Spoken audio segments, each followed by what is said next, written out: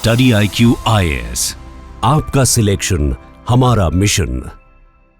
नमस्कार दोस्तों ऐसा लग रहा है कि भारत के स्टॉक मार्केट में एक नई जान आई है। पिछले 6 महीने से आप लगातार देख रहे होंगे कि स्टॉक मार्केट में बड़ी गिरावट हो रही थी, लेकिन लास्ट 1-2 हफ्ते में एक अच्छा खासा उछाल देखने को मिला है। और इसका एक मेन कारण अगर आप देखोगे तो वो है FIIs, जी हाँ, फॉरेन इन्वेस्टर्स। यहां पर आप देख सकते हो इसकी वजह से भारत के स्टॉक मार्केट में $489 बिलियन का वर्थ बढ़ा है, जो मार्केट कैपिटलाइजेशन कहते हैं। तो इसको थोड़ा सा समझेंगे कि एग्जैक्टली अभी हो क्या रहा है, आगे क्या हो सकता है। काफी कुछ जानने को है, चलिए आगे बढ़ते हैं। लेकिन उससे पहले आप सबको बता दूं कि स्टडी IQ पर हमारे द्वारा UPSC के अलावा जो स्किल बेस्ड कोर्सेज हैं वो भी सिखाए जाते हैं, जैसे स्टॉक मार्केट इन्वेस्टिंग, जिसमें बेसिक से लेकर एडवांस तक का अगर आप पूरा स्टडी करना चाहते हो, मतलब एक ऐसा जरिया है ये जिसके माध्यम से आप सीख कर स्टॉक मार्केट में निवेश कर सकते हैं, रादर देन जस्ट ब्लाइंडली किसी भी स्टॉक में निवेश करना। वो सब नहीं करना है।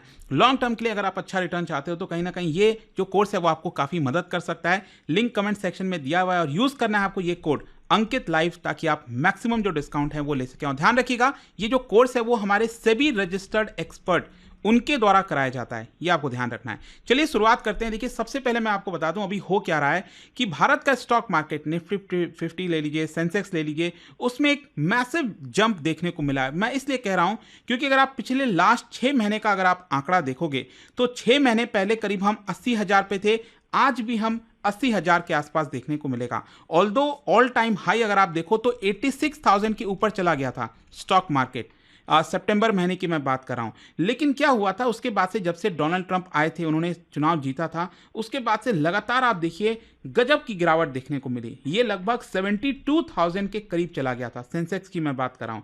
लेकिन ये अगर आप रैली देखोगे ना, ये वाला जो उछाल हुआ है, मतलब अनएक्सपेक्टेडली, स्पेशली अप्रैल का जो महीना पूरा रहा है, जिसमें कभी डोनाल्ड ट्रंप ट्रेड टैरिफ लगा देते हैं, फिर अचानक से 90 डेज का पॉज दे देते हैं, तो उसकी वजह से कहीं ना कहीं ये रैली देखने को मिली है।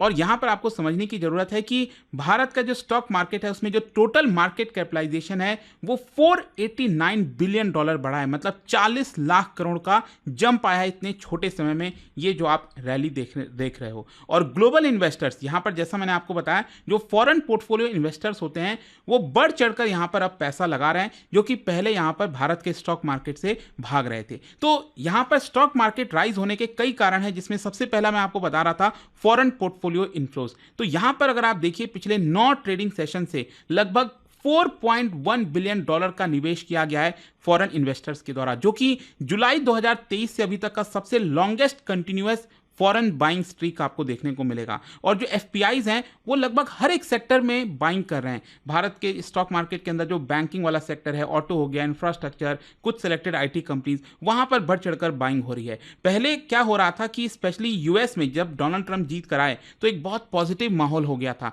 अमेरिका के लोगों को लग रहा था कि अरे सब कुछ, मैन्युफैक्चरिंग, जॉब्स, सब कुछ उनके पास आने वाला है। लेकिन उनको कहीं ना कहीं रियलिटी हिट किया है अभी रिसेंट टाइम में। खैर, पहले क्या हो रहा था कि US के बॉन्ड वो बढ़ रहे थे, डॉलर जो है वो स्ट्रांग हो रहा था। अब ये दोनों ही आपको डाउन देखने को मिलेंगे। ग्लोबल अनसर्टेनिटी देखो उस समय भी थी, अभी भी बनी हुई है, लेकिन यहां पर क्या है कि अब स्टॉक मार्केट में फॉरेन इन्वेस्टर्स को लग रहा है कि भारत एक सेफ बेट है, यहां पर वो प्ले कर सकते हैं, क्योंकि भारत एक स्ट्रांग ग्रोथ देने वाला है आगे आने वाले समय में, कंपेयर टू अगर आप बाकी के इमर्जिंग इकोनॉमी से कंपेयर करेंगे।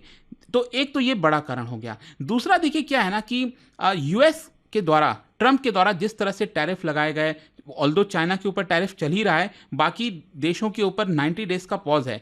तो यहां पर क्या है ना कि जो इंडिकेशन आया है US की तरफ से, जो US के फाइनेंस मिनिस्टर हैं, ट्रेजरी सेक्रेटरी जिनको कहते हैं, स्कॉट बेसेंट, उन्होंने यहां पर अनाउंस किया है कि भारत और US के बीच में, मतलब दुनिया में ये US के द्वारा पहला जो ट्रेड डील है वो शायद भारत से किया जा सकता है, और कुछ ही दिनों में ये अनाउंसमेंट हो सकता है। तो इसकी वजह से ये बहुत बड़ा एक पॉजिटिव मोमेंटम है स्टॉक मार्केट में, क्योंकि यहां पर होगा क्या कि अगर हमारा ट्रेड डील हो जाता है अमेरिका के साथ, तो भारत के लिए जो टैरिफ है वो कम लगेगा ऑटो पार्ट्स में, बाकी के गुड्स में, और इसीलिए ऑटो सेक्टर इस समय जो है काफ़ी अच्छा परफॉर्म कर रहा है। फिर बाकी की जो कंपनीज हैं वहाँ पर मार्केट एक्सेस मिलेगा हमें इंडियन कंपनीज को अमेरिका के अंदर, और साथ ही साथ हमारा एक्सपोर्ट बढ़ेगा इसकी वजह से, ऑटो कंपोनेंट्स, केमिकल्स, टेक्सटाइल, ये सब एक्सपोर्ट बढ़ने के चांसेस हैं। और इसी की वजह से कहीं ना कहीं अगर मान लो एक्सपोर्ट बढ़ेगा, कंपनीज को फायदा होगा, तो कहीं ना कहीं उसी एक्सपेक्टेशन की वजह से जो स्टॉक मार्केट है वो अभी के समय बढ़ रहा है। तो ये हो गया। दूसरा, अभी अगर आप देखोगे तो इस समय जो Q4 के रिजल्ट सामने आ रहे हैं, जो कॉर्पोरेट अर्निंग्स हैं वो काफ़ी स्ट्रांग देखने को मिल रही है। स्पेशली रिलायंस काफ़ी हैवी वेट है सेंसेक्स और निफ्टी के अंदर, आप सब जानते हैं। तो यहाँ पर मतलब जितना एक्सपेक्ट किया गया था उससे कहीं ज़्यादा प्रॉफिट हुआ है, और इसी की वजह से रिलायंस का स्टॉक 5% जंप कर गया था रिजल्ट आने के बाद। और बाकी की भी जो फाइनेंशियल कंपनीज हैं, ICICI बैंक, इनका भी रिजल्ट अच्छा आया है, जिसकी वजह से ये ऑल टाइम हाई पर चल रहा है। और कहीं ना कहीं आपको समझना है कि जो ग्लोबल इन्वेस्टर हैं वो देख रहे हैं कि भारत के अगर कंपनीज में अच्छा प्रॉफिट आ रहा है तो ये रीअश्योर करता है फॉरेन इन्वेस्टर्स को कि भारत एक सेफ बेट होगा, और इसीलिए वो लोग भी पैसा लगाने के लिए रेडी हैं। फिर नेक्स्ट यहाँ पर आपको समझना है कि बाकी के कंट्रीज से अगर आप देखोगे तो भारत का स्टॉक मार्केट इसमें अच्छा वैल्यूएशन, अट्रैक्टिव वैल्यूएशन, क्योंकि जिस तरह की गिरावट हुई थी ना, काफ़ी सस्ते में स्टॉक्स मिल रहे थे, और इसी की वजह से वहाँ से बाइंग स्टार्ट हुई और ये जंप आपको देखने को मिल रहा है। और ये कौन कौन से सेक्टर्स में आप देख सकते हो, specially infrastructure, renewable energy, defence, manufacturing, वहाँ पर अभी भी देखो अंडर पेनिट्रेशन है, यहाँ पर ग्रोथ के चांसेस और ज्यादा तेज हैं। तो इसी की वजह से ये सारे जो स्टॉक से रिलेटेड कंपनीज है ना वो अच्छा परफॉर्म कर रहे हैं। अच्छा, यहाँ पर कई लोग क्वेश्चन करेंगे कि देखो जियो पॉलिटिकल रिस्क अभी ये खत्म तो हुआ नहीं है। स्पेशली आपको पता है जो पहलगाम टेरर अटैक हुआ, निर्दोषों को जिस तरह से मारा गया, बहुत बड़ा वॉर का खतरा मंडरा रहा है। लेकिन इन सारे चीजों के बीच में भी आप देखो, मतलब आप इमेजिन कर सकते हो एक वॉर की स्थिति में भारत खड़ा हुआ है, उसके बावजूद भी भारत का स्टॉक मार्केट भाग रहा है। अगर आप कंपेयर करो पाकिस्तान से, इनफैक्ट मैं आपको दिखाता हूं, पिछले एक हफ्ते में पाकिस्तान के स्टॉक मार्केट में, स्पेशली जैसे भारत में सेंसेक्स इंडेक्स है वैसे ही वहां पर Karachi stock exchange KSE 100 index है, ये लगभग 1,19,000 पे था, आज के डेट में ये 1,14,000 के आसपास आ गया। मतलब लगातार वहां पर गिरावट हुई। तो एक प्रकार से हमें यह भी दिखता है कि भारत इकोनॉमी को ज्यादा अच्छे से मैनेज कर सकता है। अगर वॉर हुआ तो जाहिर सी बात है पाकिस्तान कितने दिनों तक टिका रहेगा, कब तक खड़ा रहेगा, ये एक बड़ा सवाल उठता है, और इसीलिए स्टॉक मार्केट हमारा परफॉर्म कर रहा है। और देखिए भारत के स्टॉक मार्केट में जो मिड कैप शेयर्स हैं, जो स्मॉल कैप स्टॉक्स हैं ना, वो भी रैलिंग कर रहे हैं। ऐसा नहीं है कि जो बड़े बड़े लार्ज कैप के जो स्टॉक्स हैं वही कर रहे हैं, रिलायंस, टाटा, ऐसा नहीं है। मिड कैप जो छोटे और मध्यम वर्ग वाले स्टॉक्स हैं वो भी अच्छा परफॉर्म कर रहे हैं, जो कि दिखाता है कि सिर्फ फॉरेन इन्वेस्टर्स नहीं, हमारे डोमेस्टिक इन्वेस्टर्स में भी कॉन्फिडेंस आया है, और वो लोग भी अपना जो है इन्वेस्टमेंट वापस से स्टार्ट कर दिए। क्योंकि रिसेंटली भी कुछ देखने को मिला था, SIP स्टॉक हो गई है, कुछ इस तरह की चीज़ें आ रही थी, लेकिन अब चीज़ें बदल गई हैं। अब देखिए इन सारे चीज़ों का अल्टीमेटली असर क्या होता है, अगर फॉरेन इन्वेस्टर्स ज़्यादा पैसा डॉलर भारत में लेकर आएंगे, उसको रुपये में कन्वर्ट करेंगे और फिर इन्वेस्ट करेंगे, तो रुपये की डिमांड क्या है, बढ़ रही है। किसी भी चीज़ की डिमांड बढ़ती है मतलब वो एप्रिशिएट करेगा, एंड दैट इज वाई अगर आप देखोगे तो रुपये एप्रिशिएट किया है। आप सोचिए, समय था अभी पिछले कुछ महीने पहले यहां पर रुपये 88-89 के करीब चला गया था, $1 इक्वल्स टू, बहुत ज्यादा डिप्रिशिएट किया था, आप देख सकते हो इस तरह। लेकिन उसी प्रकार से ये एप्रिशिएट भी किया, आप ये देख सकते हैं जिस तरह से यहां पर $1 इक्वल्स टू अभी करीब 85 के आसपास आ गया है।